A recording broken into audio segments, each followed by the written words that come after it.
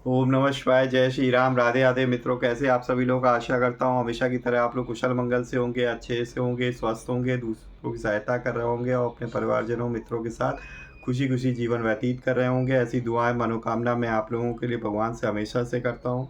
मैं अंकित आप सभी लोगों का आपके अपने चैनल में हार्दिक स्वागत करता हूँ, अभिनंदन करता हूँ। तो जैसा कि दोस्तों, हम लोगों ने कल जो है गरुड़ पुराण सारोद्धार के अध्याय 1 की कथा को सुना था। आज उसी क्रम में आज हम आपको गरुड़ पुराण सारोद्धार के अध्याय 2 को की कथा को मैं आपको सुनाऊंगा।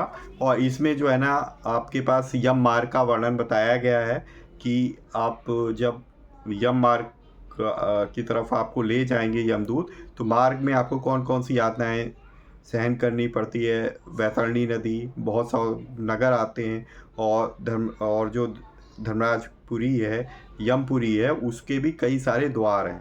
ठीक है, हर एक दिशाओं के। तो हर एक दिशाओं के तो उसका मार्ग का विवरण पूरा इसी में दिया गया है। ठीक है, तो चलिए बिना देर करते हुए मैं आप लोगों को जो है इसकी अध्याय 2 का आपको सुनाऊंगा। आपको मन लगाकर ध्यान लगाकर सुनना है। तो वक्रतुंड महाकाय सूर्यकोटि समप्रभा निर्विघ्नं कुरु मे देव सर्वकार्येषु सर्वदा। जय श्री गणपति बप्पा मोरया। जय श्री गणेशाय नमः।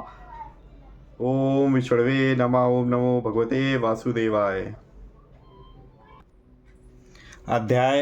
दूसरा अध्याय यम मार्ग की यातनाओं का वर्णन। वैतरणी नदी का स्वरूप। 16 यम मार्ग के 16 पुरों में क्रमशः गमन तथा वहाँ पुत्रादि द्वारा दिए गए पिंडदान को ग्रहण करना। तो ध्यान पूर्वक सुनिए। गरुड़ जी ने कहा, हे केशव, यम मार्ग का मार्ग किस प्रकार दुखदाई होता है। पापी लोग वहाँ किस प्रकार जाते हैं, वह मुझे बताइए। ऐसा सुनकर भगवान श्री विष्णु जी बोले कि हे गरुड़, महान दुख प्रदान करने वाले यम मार्ग के विषय में मैं तुम्हें कहता हूँ। मेरा भक्त होने पर भी तुम उसे सुनकर कांप उठोगे। यम मार्ग में वृक्ष की छाया नहीं है जहाँ प्राणी विश्राम कर सके। उस यम मार्ग में अन्न आदि भी नहीं है जिनसे कि वह अपने प्राणों की रक्षा कर सके। हे खग, वहाँ कहीं जल भी नहीं दिखता जिससे अत्यंत त्रसातुर वह जीव भी पी सके। वहाँ प्रलय काल की भांति 12 सूर्य तपते हैं। उस मार्ग में जाता हुआ पापी कभी बर्फीली हवा से पीड़ित होता है तथा कभी कांटे चुभते हैं और कभी महाविषधर सर्पों के द्वारा डसा जाता है। वह पापी कहीं सिंहों, व्याघ्रों और भयंकर कुत्तों द्वारा खाया जाता है, कहीं बिच्छुओं द्वारा डसा जाता है और कहीं उसे आग से जलाया जाता है। तब कहीं अति भयंकर महान असी पत्रवन नामक नरक में वह पहुंचता है, जो 2000 योजन विस्तार वाला कहा गया है। वह वन, कौओं, उल्लुओं, वटों, पक्षी विशेषों, गिद्धों, सर्गों तथा डांसों से व्याप्त है। उसमें चारों ओर दावाग्नि व्याप्त है। 80 पत्र के पत्तों से वह जीव उस वन में भिन्न भिन्न हो जाता है। कहीं अंधे कुएं में गिरता है, कहीं विकट पर्वत से गिरता है और कहीं छुरे की धार पर चलता है, तो कहीं कीलों के ऊपर चलता है, कहीं घने अंधकार में गिरता है, कहीं उग्र भय उत्पन्न करने वाले जल में गिरता है, कहीं जोंकों से भरे हुए कीचड़ में गिरता है, तो कहीं जलते हुए कीचड़ में गिरता है, कहीं तपी हुई बालुका से व्याप्त और कहीं धधकते हुए ताम्रमय मार्ग, कहीं अंगार की राशि और कहीं अत्यधिक धुएं से भरे हुए मार्ग पर उसे चलना पड़ता है। कहीं अंगार की वृष्टि होती है और कहीं बिजली गिरने के साथ शिलावृष्टि होती है, कहीं रक्त की, कहीं शस्त्र की और कहीं गर्म जल की वृष्टि होती है, कहीं खारे कीचड़ की वृष्टि होती है। मार्ग में कहीं गहरी खाई है और कहीं पर्वत शिखरों पर चढ़ाई है और कहीं कंदराओं में प्रवेश करना पड़ता है। वहाँ कहीं घना अंधेरा है तो कहीं दुख से चढ़ी जाने योग्य शिलाएं हैं, कहीं मवाद, रक्त तथा विष्ठा से भरे हुए तालाब हैं। यम मार्ग के बीचों बीच अत्यंत उग्र और घोर वैतरणी नदी बहती है। वह देखने पर दुखदायिनी हो तो क्या आश्चर्य। उसकी वार्ता ही भय पैदा करने वाली है। वह 100 योजन चौड़ी है, उसमें पीप मवाद और शोणित रक्त बहते रहते हैं। हड्डियों के समूह से तट बने हैं, अर्थात उसके तट पर हड्डियों का ढेर रहता है। मांस और रक्त के कीचड़ वाली वह नदी दुख से पार की जाने वाली है। अतः गहरी और पापियों के द्वारा दुख पूर्वक पार की जाने वाली वह नदी केश रूपी सेवा रसे भरी होने के कारण दुर्गम है। विशालकाय ग्राहों घरडालों से व्याप्त है और सैकड़ों प्रकार के घोर पक्षियों से आवृत है। हे गरुण, आए हुए पापी को देखकर वह नदी ज्वाला और धूम से भरकर कढ़ाई में रखे घृत की भांति खौलने लगती है। वह नदी सुई के समान मुख वाले भयंकर कीड़ों से चारों ओर व्याप्त है।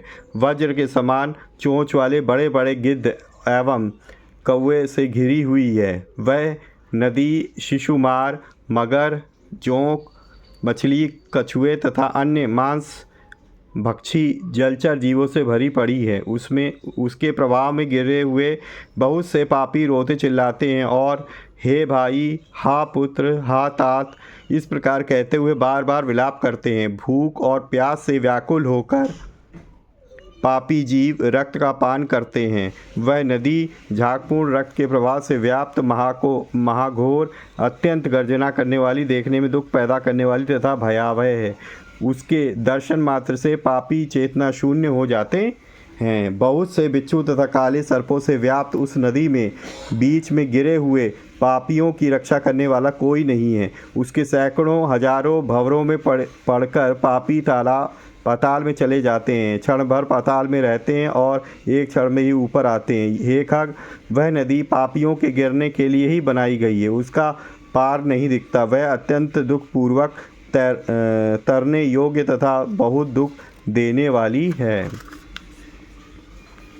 इस प्रकार बहुत से प्रकार के क्लेशों से व्याप्त अत्यंत दुखप्रद यम मार्ग में रोते चिल्लाते हुए दुखी पापी जाते हैं। कुछ पापी पास से बंधे होते हैं, कुछ अंकुश में फंसाकर खींचे जाते हैं और कुछ शस्त्र के अग्रभाग से पीठ में छेदते हुए ले जाए जाते हैं। कुछ नाक के अग्रभाग में लगे हुए पास से और कुछ कान में लगे हुए पास से खींचे जाते हैं। कुछ कालपास से खींचे जाते हैं और कुछ कौवे से खींचे जाते हैं। वे पापी गर्दन, हाथ तथा पैर में जंजीर से बंधे हुए तथा अपनी पीठ पर लोहे के भार को ढोते हुए मार्ग पर चलते हैं। अत्यंत घोर यमदूतों के द्वारा मुदगरों से पीटे जाते हुए वे मुख से रक्त वमन करते हुए तथा वमन किए हुए रक्त को पुनः पीते हुए जाते हैं। उस समय अपने दुष्कर्मों को सोचते हुए प्राणी अत्यंत ग्लानि का अनुभव करते हैं और अतीव दुखित होकर यमलोक को जाते हैं। इस प्रकार यम मार्ग में जाता हुआ वह मंदबुद्धि प्राणी हा पुत्र, हा पौत्र, इस प्रकार पुत्र और पौत्रों को पुकारते हुए हाय हाय इस प्रकार विलाप करते हुए पश्चाताप की ज्वाला से जलता रहता है। वह विचार करता है कि महान पुण्य के संबंध से मनुष्य जन्म प्राप्त होता है। उसे प्राप्त कर भी मैंने धर्माचरण नहीं किया। यह मैंने क्या किया? मैंने दान दिया नहीं, अग्नि में हवन नहीं किया नहीं, तपस्या की नहीं, देवताओं की भी पूजा नहीं की, विधि विधान से तीर्थ सेवा की नहीं। अतः ये जीव, तुमने जो किया उसी का फल भोगो। हे देही, तुमने ब्राह्मणों की पूजा की नहीं, देव नदी गंगा का सहारा लिया नहीं, सत्पुरुषों की सेवा नहीं की, कभी भी दूसरे का उपकार नहीं किया। इसलिए हे जीव, तुमने जो किया अब उसी का फल भोगो। मनुष्यों और पशु पक्षियों के लिए जलहीन प्रदेश में जलाशय का निर्माण नहीं किया, गौओं और गायों और ब्राह्मणों की आजीविका के लिए थोड़ा भी प्रयास नहीं किया। इसलिए हे देही, तुमने जो किया है उसी से अपना निर्वाह करो। तुमने नित्यदान नहीं किया, गायों के दैनिक भरण पोषण की व्यवस्था नहीं की, वेदों और शास्त्रों के वचनों को प्रमाण माना नहीं, पुराणों को नहीं सुना नहीं, विद्वानों की पूजा की नहीं। इसलिए हे देही, जो तुमने किया है उन्हीं दुष्कर्मों के फल को अब भोगो। नारी जीव भी पश्चाताप करते हुए कहता है कि मैंने पति की हित कर आज्ञा का पालन नहीं किया, पातिव्रत्य धर्म का कभी पालन नहीं किया और गुरुजनों को गौरवोचित सम्मान कभी नहीं दिया। इसलिए हे दयहीन, जो तुमने किया उसी का अब फल भोगो। धर्म की बुद्धि से एकमात्र पति की सेवा की नहीं और पति की मृत्यु हो जाने पर वहीन प्रवेश करके उनका अनुगमन किया नहीं। वैधव्य प्राप्त करके त्यागमय जीवन व्यतीत किया नहीं। इसलिए हे देहीन, जैसा किया अब उसका फल अब भोगो। मास पर्यंत किए जाने वाले उपवासों से तथा चांद्रयायण व्रतों तथा सुविस्तीर्ण नियमों के पालन से शरीर को सुखाया नहीं। पूर्व जन्म के किए हुए दुष्कर्मों से किसी बहुत प्रकार के दुखों को प्राप्त करने के लिए नारी शरीर प्राप्त किया था। इस तरह बहुत प्रकार से विलाप करते हुए पूर्व देह का स्मरण करते हुए मेरा मानव जन्म शरीर कहाँ चला गया, इस प्रकार चिल्लाता हुआ वह यम मार्ग में चलता है। हे तार्क्ष्य, इस प्रकार 17 दिन तक अकेले वायु वेग से चलते हुए 18वें दिन वह प्रेत सौम्यपुर में जाता है। वह रमणीय श्रेष्ठ सौम्यपुर में प्रेतों का महान गण रहता है। वहाँ पुष्प भद्रा नदी और अत्यंत प्रिय दिखने वाला वट वृक्ष है।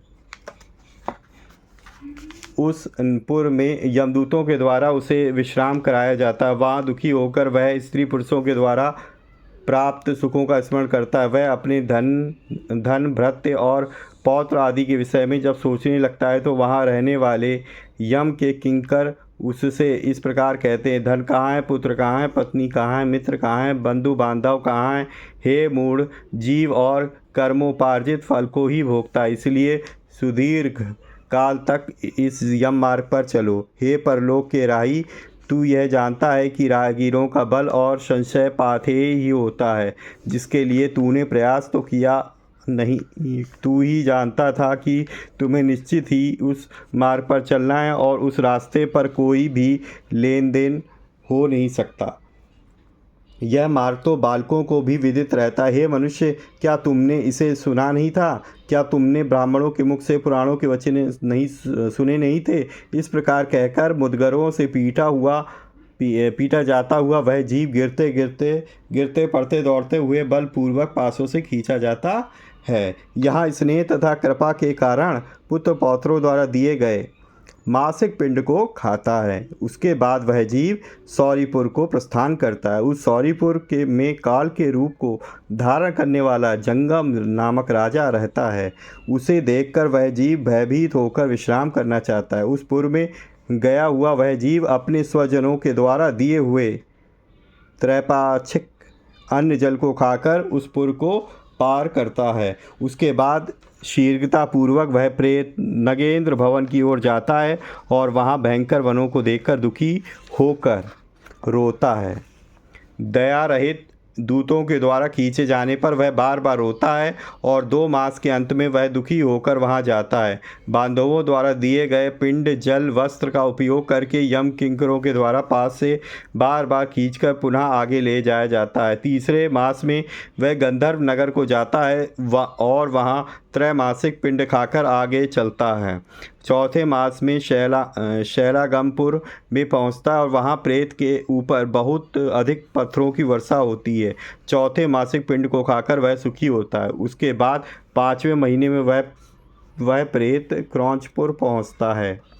क्रौंचपुर में स्थित वह प्रेत वहां बांधवों द्वारा हाथ से दिए गए 5वें मासिक पिंड को खाकर आगे क्रूरपुर की ओर चलता है। 5.5 मास के बाद बांधवों द्वारा प्रदत्त उन षाण्मासिक पिंड और घटदान से तृप्त होकर वह वहां आधे मुहूर्त तक विश्राम करके यमदूतों के द्वारा डराए जाने पर दुख से कांपता हुआ उस पुर को छोड़कर चित्रभवन नामक पुर को जाता है। यहाँ यम का छोटा भाई विचित्र नाम वाला राजा राज्य करता है। उस विशाल शरीर वाले राजा को देखकर जब वह जीव डर से भागता है, वह सामने आकर कैवर्त धीवर उससे यह कहता है कि हम इस महावैतरणी नदी को पार करने वालों के लिए नाव लेकर आए। यदि तुम्हारा इस प्रकार का पुण्य हो तो इसमें बैठ सकते हो। तत्वदर्शी मुनियों ने दान को ही वितरण देना या बांटना कहा है। यह वैतरणी नदी वितरण के द्वारा ही पार की जा सकती, इसलिए इसको वैतरणी नदी भी कहा जाता है। यदि तुमने वैतरणी गौ का दान किया हो तो नौका तुम्हारे पास आएगी, अन्यथा नहीं। उनके ऐसे वचन सुनकर प्रेत, हाँ देव ऐसा कहता है। उस प्रेत को देखकर वह नदी खौलने लगती है और उसे देखकर प्रेत अत्यंत क्रंदन विलाप करने लगता है। जिसने अपने जीवन में कभी दान नहीं किया है वह ऐसा पापात्मा उसी वैतरणी नदी में डूबता है। तब आकाश मार्ग से चलने वाले दूत उसके मुख से कांटा लगाकर बंसी से मछली की भांति उसे खींचते हुए पार ले जाते हैं। वहाँ सांड मासिक पिंड खाकर वह अत्यधिक भूख से पीड़ित होकर विलाप करता हुआ आगे के रास्ते पर चलता है। 7वें मास में वह पदपुर को जाता है और वहाँ अपने पुत्रों द्वारा दिए गए 7वें मासिक पिंड को खाता है। हे पक्षीराज गरुड़, उस पुर को पार कर वह दुखद नामक पुर को जाता है। आकाश मार्ग से जाता हुआ वह महान दुख प्राप्त करता है। वहाँ 8वें मास में दिए हुए पिंड को खाकर आगे बढ़ता है और 9वां मास पूर्ण होने पर नाना क्रंदपुर को प्राप्त होता है। वहाँ क्रंदन करते हुए अनेक भयावह क्रंद गणों को देखकर स्वयं शून्य हृदय वाला वह जीव दुखी होकर आक्रंदन करने लगता है। उस पुर को छोड़कर वह यमदूतों के द्वारा भयभीत किया जाता हुआ 10वें महीने में अत्यंत कठिनाई से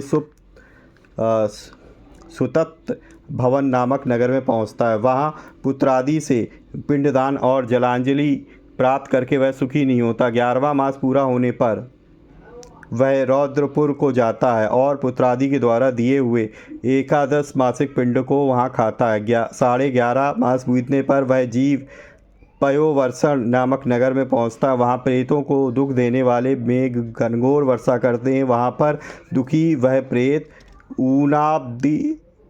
ऊनाब्दिक श्राद्ध के पिंड को खाता है।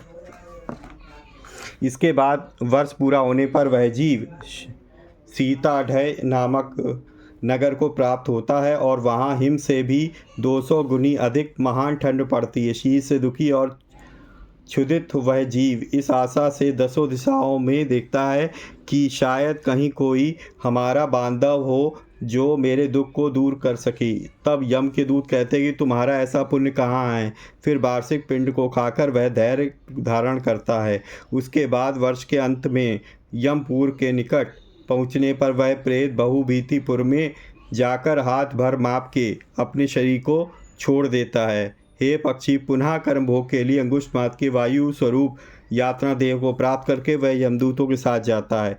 हे कश्यपात्मज, उन्होंने और दैहिक मरणकालिक दान नहीं दिए हैं। वे यमदूतों के द्वारा दृढ़ बंधनों से बंधे हुए अत्यंत कष्ट से यमपुर को जाते हैं। हे आकाशगामी, धर्मराजपुर में 4 द्वार हैं, जिनमें से दक्षिण द्वार के मार्ग का तुमसे वर्णन किया है। इस महान भयंकर मार्ग में भूख, प्यास और श्रम से दुखी जीव जिस प्रकार मर जाते हैं वह सब मैंने बतला दिया है। अब और क्या सुनना चाहते हो। इस प्रकार गरुड़ पुराण के अंतर्गत सारोद्धार में यम मार्ग निरूपण नामक दूसरा अध्याय पूरा हुआ।